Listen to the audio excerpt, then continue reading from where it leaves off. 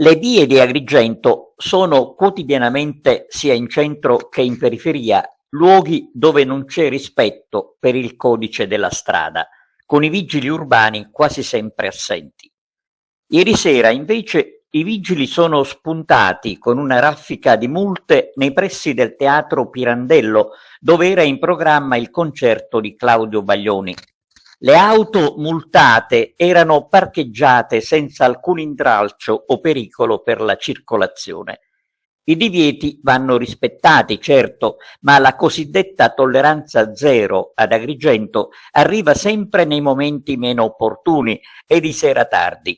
Ieri forse si è voluto dimostrare che la città funziona a proposito di vigilanza da parte della polizia locale. Ma non è così purtroppo, perché la carenza di controlli è sotto gli occhi di tutti e tutti i giorni, soprattutto quando serve davvero.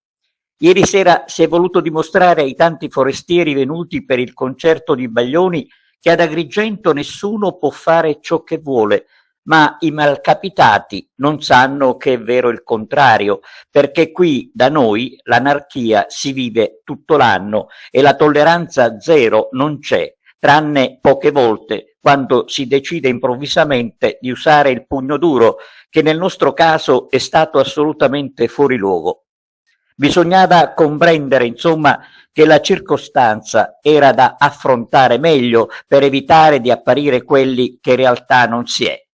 A fare notizia intanto è la puntualità con la quale i vigili sono arrivati sul posto, rendendo praticamente incredibile la situazione per tutto quanto abbiamo detto.